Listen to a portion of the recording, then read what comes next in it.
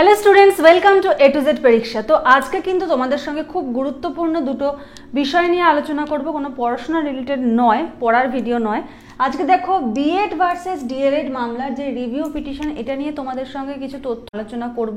শুনানিতে কি সিদ্ধান্ত হয়েছে, ব্রিজ কোর্স নিয়েও কিন্তু আজকে তোমাদের সঙ্গে আলোচনা করব, সেটা নিয়ে কি আপডেট রয়েছে। আর প্রাইমারিতে বিএডরা কি সুবিধা পেতে পারে, প্রাইমারি যে টিচার রিক্রুটমেন্ট টেট যেটা হয় সেখানে কি বিএডরা বসতে পারবে, তো এটা নিয়েও কিন্তু আজকে তোমাদের সঙ্গে আলোচনা করব। তো ভিডিওটা পুরো দেখো, অনেক তথ্য কিন্তু তোমরা জানতে পারবে। যদি ভালো লাগে অবশ্যই লাইক করে দিও, যারা নতুন আছো অবশ্যই চ্যানেলটাকে সাবস্ক্রাইব করে নিও। আরও নতুন ভিডিও, আরও নতুন ইনফরমেশন, আরও অনেক ক্লাস তোমরা কিন্তু চ্যানেলে পেয়ে যাবে।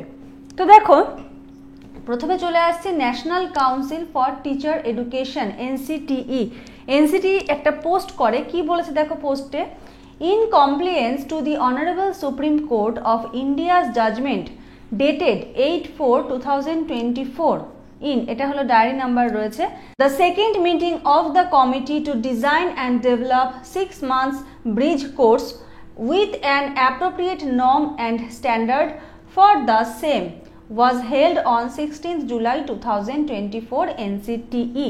তো সুপ্রিম কোর্ট থেকে যা এই যে ব্রিজ কোর্সটা ডিজাইন করার জন্য যে একটা নির্দেশিকা দিয়েছিল এনসিটিইকে, তো এনসিটিই কিন্তু এই নিয়ে সেকেন্ড মিটিং করেছে এবং খুব তাড়াতাড়ি কিন্তু এটার একটা নির্দেশিকা বা নোটিফিকেশান কিন্তু দিয়ে দেবে যে ব্রিজ কোর্সটা কিভাবে হবে, এটাতে কি থাকবে না থাকবে, এটা কিন্তু ডিজাইন কিন্তু চলছে, তারা কিন্তু এটা নিয়ে মিটিং চালাচ্ছে। তো এই ব্রিজ কোর্স ব্যাপারটা কি দেখো, যারা ইন সার্ভিস বিএড রয়েছে, বিএডে যারা এখন বিএড করা কিন্তু সার্ভিসে যুক্ত রয়েছে বিফোর 11th August 2023, 2023-এর 11 আগস্টের আগের আর কি হতে হবে, তাদের জন্য design and time for bridge course. এই কোর্সটার যে ডিজাইনটা, কোর্সে কি সিলেবাস থাকবে, কিভাবে কি হবে এবং কত টাইমের জন্য হবে, কোন পার্টটা কত টাইমের জন্য হবে, এই সমস্ত কিছু ডিজাইন কিন্তু চলছে যারা ইন সার্ভিস বিএড রয়েছে তাদের জন্য। এখানে তোমরা দেখতে পাচ্ছ, দেখো রেকর্ড প্রসিড, এখানে দেখো ডায়েরি নাম্বারটা রয়েছে, ঠিক আছে। আচ্ছা, তো এটা গেল হলো এনসিটিই বিএডের এনসিটিই থেকে যে একটা পোস্ট করা হয়েছে, সেই পোস্টটার ডিটেলস, যে তারা কিন্তু চিন্তাভাবনা করছে কিভাবে ব্রিজ কোর্সটা ডিজাইন করা হবে, কিভাবে কি করা হবে এবং খুব শীঘ্রই কিন্তু এটা নিয়ে তারা একটা নোটিফিকেশান দিয়ে দেবে। তো এবারে দেখো বলেছে বিএড আর ডিএলএড মামলার রিভিউ পিটিশন। তো এটা আলোচনা করার আগে বলি রিভিউ পিটিশনটা কি জিনিস। ধরো কোনো মামলার রায় দিয়ে দিল, এবার রায়তে কারো মনে হলো যে না আরেকটু কিছু পয়েন্ট অ্যাড হলে ভালো হতো বা কোথাও একটু সংশোধনের প্রয়োজন, তো 30 দিন হাতে সময় থাকে, ওই রায়ের অ্যাগেনস্টে তুমি একটা রিভিউ পিটিশন করতে পারো। এটা নিয়ে ওপেন কোর্টে কিন্তু কোনো রকম কোনো আলোচনা কিন্তু হয় না। কি হয়, এই রিভিউ পিটিশনটা চলে যায় হলো জাজদের কাছে, তারা কিন্তু নিজেরাই এটা পড়ে, ওখানে কোনো আইনজীবী থাকে না, নিজেরাই এটা পড়ে দেখে, তারা যদি মনে করে যে হ্যাঁ এটা নিয়ে আলোচনার দরকার, এটা নিয়ে একটা সিদ্ধান্তে আসা দরকার, তারা সেটাকে অ্যালাউ করে, না হলে কিন্তু তারা সেটাকে রিজেক্টেড করে দেয়, ঠিক আছে। তো এই হলো রিভিউ পিটিশন। তো বিএড আর ডিএলএড মামলাতেও কিন্তু একটা রিভিউ পিটিশন হয়েছে। দেখো 11th August 2023-এ সুপ্রিম কোর্ট কি বলেছিল, কেন হয়েছে রিভিউ পিটিশনটা, 11th August 2023-এ সুপ্রিম কোর্ট কি বলেছিল দেখো, 28শে জুন 2018 এনসিটির যে নোটিফিকেশনটা ছিল, ঠিক আছে, এনসিটি একটা নোটিফিকেশন জারি করেছিল কবে, 28শে জুন 2018-তে, সেটা কি করে সুপ্রিম কোর্ট বাতিল করে দেয়, ঠিক আছে, বাতিল করে দেয়। ইনক্লুড বিএড ফর প্রাইমারি, মানে যারা প্রাইমারি বা টেটের জন্য বিএডরা যে বসতে পারবে, যেটা এনসিটি রুল করেছিল সেটাকে ক্যান্সেল করে কে, সুপ্রিম কোর্ট। সুপ্রিম কোর্ট কি বলছে যে বিএডরা নট এলিজিবল, বিএডদের যে কোয়ালিফিকেশন বা যোগ্যতা রয়েছে আর কি, সেটা কিন্তু নট এলিজিবল এই প্রাইমারির পরীক্ষায় বসার জন্য, ঠিক আছে। প্রাইমারির জন্য কি প্রয়োজন, ডিএলএড রিকোয়ার্ড, প্রাইমারির জন্য কিন্তু ডিএলএড প্রয়োজন।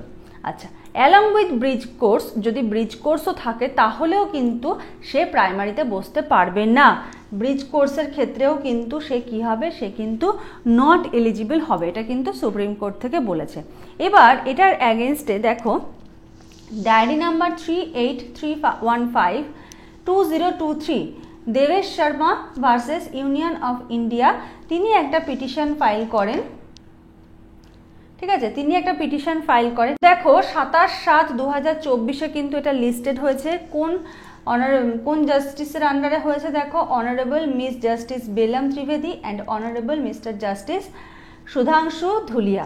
তারা কিন্তু এই পিটিশনটা দেখবেন এবং দেখে তারা চিন্তা ভাবনা করবেন যেটাকে অ্যালাউ করবেন না রিজেক্টেড করবেন। ঠিক আছে, এবার বিএডরা দেখো এটাতে বিএডদের ফরে অনেক ইনফরমেশন মানে বিএডদের ফরে কমই রয়েছে, ছোটোখাটো ইনফরমেশন যা বলতে পারো আর কি, লয়ের দিক থেকে যদি বলা যায়।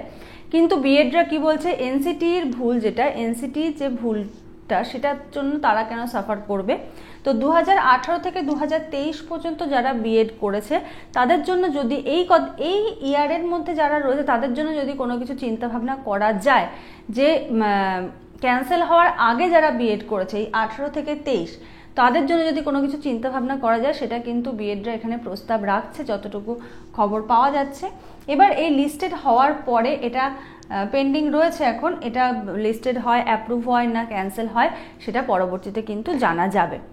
যদি এটাতে বিএডদের পরে রায়টা বা সংশোধিত রায় যদি কিছু হয় তাহলে কিন্তু হয়তো বিএডরা বা কিছু সংখ্যক বিএড বা এই দুটো ইয়ারের মিডলে যারা রয়েছে তারা হয়তো একটা চান্স পেলেও পেতে পারে। এখন পুরোটাই কিন্তু পিটিশনটা লিস্টেড হয় কি হয় না তার উপর ডিপেন্ড করছে, বা তারপরে জাজমেন্ট কি হবে তার উপরে কিন্তু পুরোটা ডিপেন্ড করছে। তো এই দুটো ইনফরমেশন খুব ইম্পর্টেন্ট আমার মনে হলো তোমাদের সঙ্গে আলোচনা করা দরকার, তো আলোচনা করলাম। আজকের মতো ভিডিওটা এখানেই শেষ করছি, নেক্সট ভিডিওতে আবার তোমাদের সঙ্গে কথা হবে, দেখা হবে। আজকের মতো এইটুকুই, থ্যাংক ইউ।